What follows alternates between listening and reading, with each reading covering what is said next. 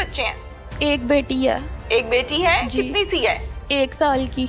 1 साल की है। हाँ जी। किसके पास छोड़ के आए हो? अम्मी के पास।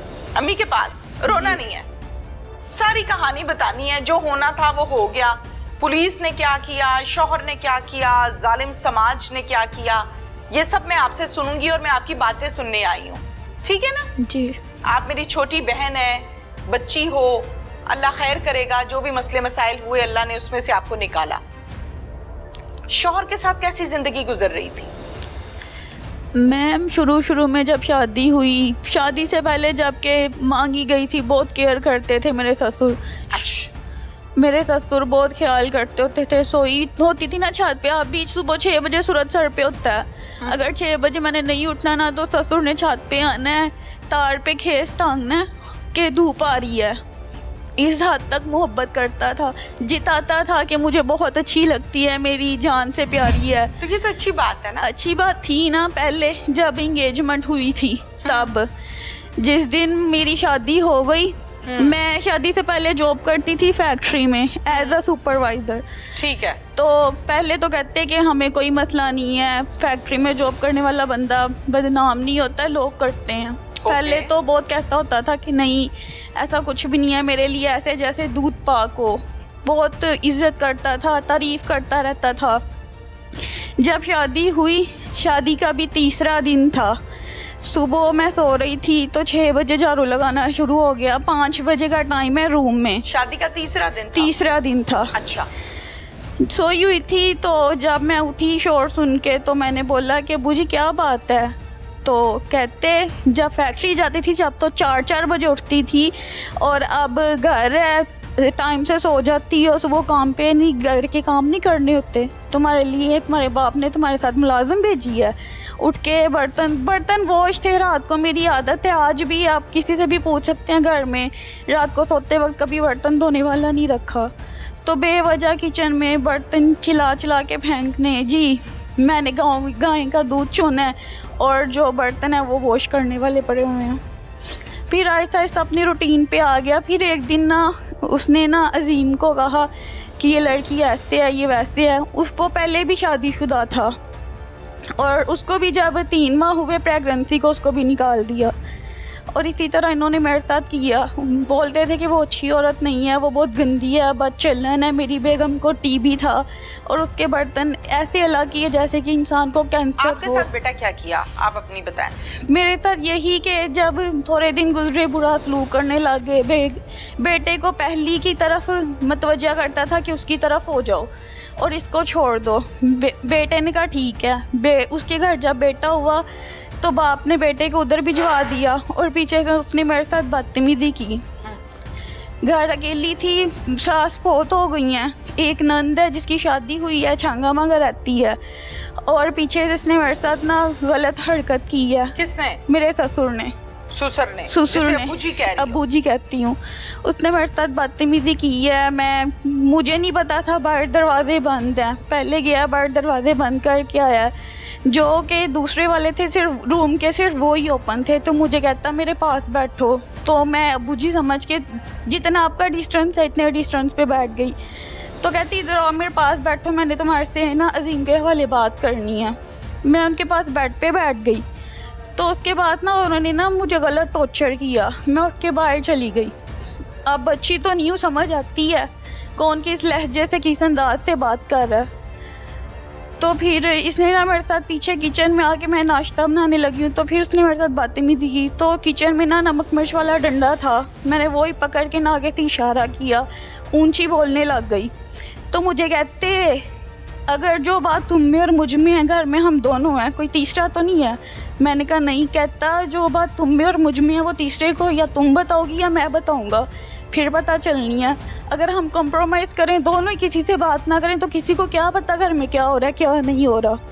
मैं तुम्हारे नाम ये घर लगाऊंगा, जितना सोना कहोगी मैं तुम्हें डाल लूँगा, तो तुम मुझे खुश रखा करो। उसने मेरे साथ ये बात की तो मैंने बोला आग में जाए हर चीज़, मेरे लिए मेरी इज्जत सबसे आगे है। मैंने छोड़े सारा कुछ, तो जाने लगी तो कहता हम सही औरत की बेटियां दो हम तलाक याफ्ता हैं, और माँ को ना बेटियों के गम से अपाहिज हुआ है, फालिज हो गया, माँ से उठा नहीं जाता। तो कहता है उसकी माँ का हाल देख रही हो, ऐसे ही तुम्हारी माँ का हाल हो जाएगा तुम्हारा गम सुन के कि बेटी को तलाक होगी। कहता है मैं जो चाहूँ ना अपने बेटे से करवा सकता हूँ, मैं अभी चाहूँ ना अभी कि तुम्हें घर से धक्के मार के निकाले तो निकाल देगा, उसने वो करना है जो मैंने उसको कहना है।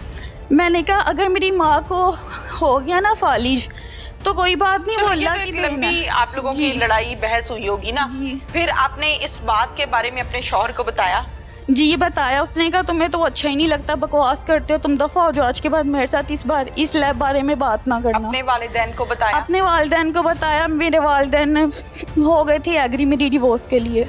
फिर डिवोर्स ली? नहीं ली, डिवोर्स नहीं ली, उससे पहले उसने उसके कान भरे, उसने मुझे धक्के धुक्के दे के घर से बाहर निकाल दिया।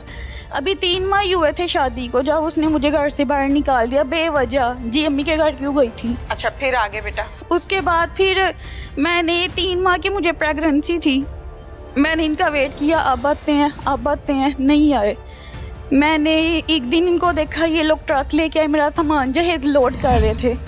मैंने 15 पे कॉल की, इनको बोला कि मेरा सामान लेके जा रहे हैं, किसी ने कुछ नहीं किया। 2 दफ़ा पुलिस आई है, पुलिस ने गाड़ी भगा देती थी, वो जो लोडर ट्रक होता था कि जाओ ले जाओ इसको, सामान ही लोड करना। तो जब वो जाती थी फिर दूसरी गाड़ी आ जाती थी, और ऐसे करके ना वो लोग सामान मेरा लोड करके ले गए। मेरे घर बेटी हुई, मेरी बेटी जब पैदा हुई इनको बताया, इन्होंने कहा हमारी है ही नहीं। बेटी कहाँ पैदा हुई?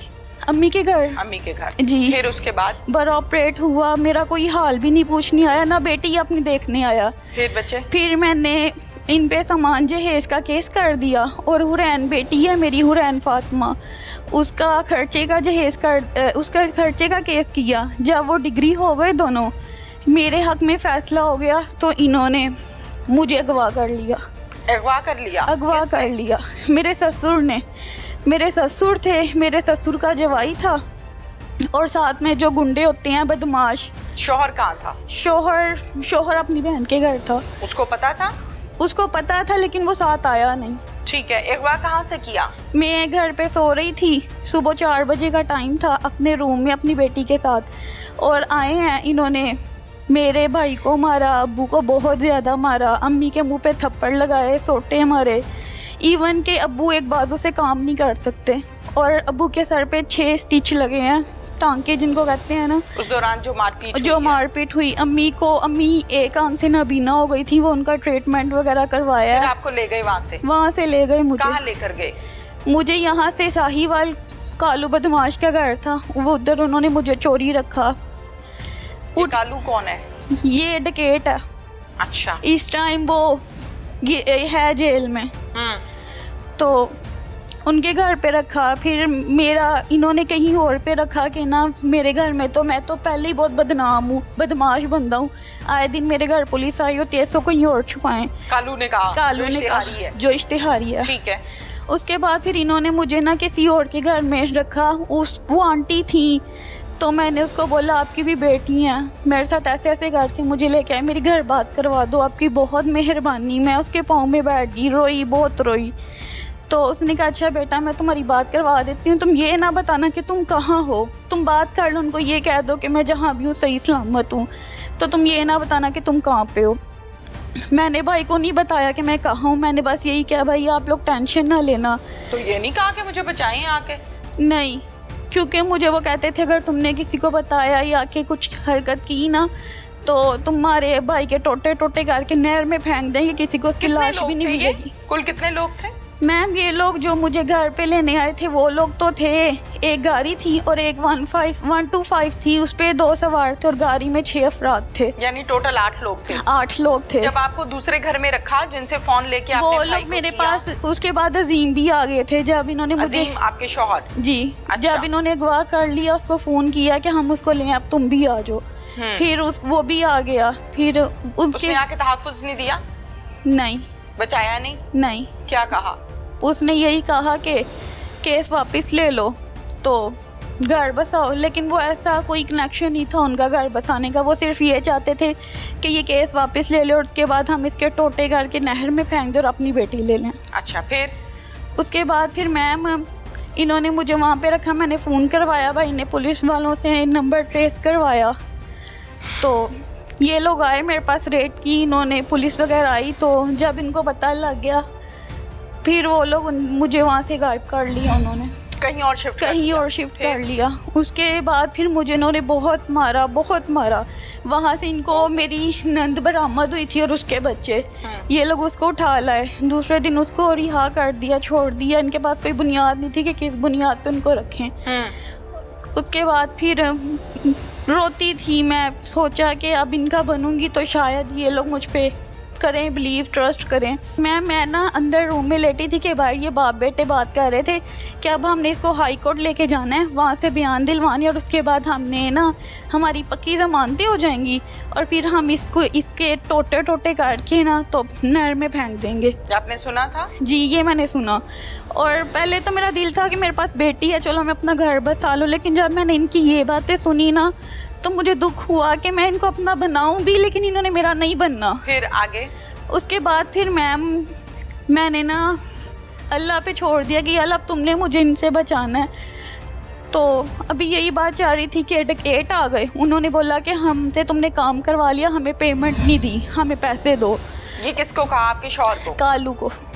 कालू बदमाश ने मेरे ससुर को बोला, ससुर को बोला कि तुमने हमसे डकैत हमें लेके गए हो, हमसे काम तो करवा लिया लेकिन पेमेंट नहीं दी, पैसे दो। उसके पास कोई पैसा ही नहीं था, वो कैसे देता। उसने उसको बोला कि वेट कर लो, काफ़ी दिन वेट लगा रहा, लेकिन आखिरकार ना वो डकैत ने ना बोला कि हमें फिर लड़की दे दो, अगर तुम नहीं दे सकते हमें पेमेंट, हम लड़की सेल करके ले लेंगे पेमेंट। तो मैम उन्होंने कहा ठीक है आप ले लो, लड़की बच्ची हमें दो। तो उसने कहा क्यों बच्ची को हम माँ से जुदा करें, जिसको देंगे दोनों देंगे। मैम वो एग्री हो गया, उन्होंने कहा ठीक है ले जाओ। उन्होंने अपनी जान छुड़वाई क्योंकि वो तो डकैत थे और उनके एरिया में वो लोग रह रहे थे। और फिर डकैत आपको लेके चले गए? मैम वो मुझे कमालिया से भी आगे किसी गाँव में ले गए। फिर उसके बाद फिर जाके कितने दिन रखा? उधर मुझे इन्होंने 8 दिन रखा। उस 8 दिनों में क्या होता रहा? उस 8 दिनों में ये लोग पहले तो मुझ पे बड़ी निगरानी रखते थे। मैंने उनको एतमाद दिलाया कि आप लोग मेरी टेंशन ना लो, मैंने इधर इतनी दूर से किधर जाना है, वो भी एक बेटी लेके, अकेली होती थी। बच्ची साथ थी? बच्ची साथ थी। साल की बच्ची?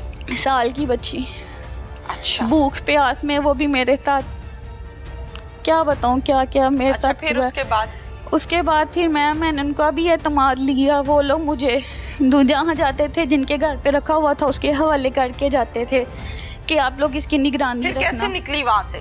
वहाँ से निकली ऐसे कि डकैत किसी पठान को कॉल कर रहे थे कि हमने लड़की एक सेल करनी है। उन्होंने मेरी पिक उनको व्हाट्सएप की, उन्होंने बोला जी हम 10 लाख लेंगे, देंगे आपको, लड़की ले लेंगे। तो वो खुश हो गया, हमें 10 लाख मिलेगा, लड़की चली जाएगी, वो जाने उनको तो पैसों से मतलब था। उसके बाद फिर मैं रमज़ान का महीना था, फिर मैं उसके पाँव में बैठ गई, रोई। मैंने कहा तुम्हारी भी तो 3 बेटी हैं, आज मेरे साथ करोगे तो अल्लाह से पाओगे। तो काफ़ी उनको मैंने बोला कैसे ना करो, आपकी बहुत मेहरबानी, मेरा बाप क्या करेगा, वो तो मुझे देख के जिंदा है। काफ़ी उनकी मिन्नतें तरले किए, 3-4 दिन जितने दिन रही हूँ रोती गुड़लाती रही हूँ, मिन्नतें तरले करती रही हूँ। वो एग्री हो गए, कहते ठीक है। मैंने कहा तुम लोगों ने पैसे हो, तुमको गर्ज है ना, तुम मेरे माँ बाप से मांग लो, जैसे भी वो तुम्हें ला देंगे। तो मैं वो एग्री हो गया, उन्होंने बोला ठीक है हम तुम्हारे पेरेंट्स से बात कर लेते हैं। मैंने अब्बू का भी नंबर दिया, भाई का भी नंबर दिया।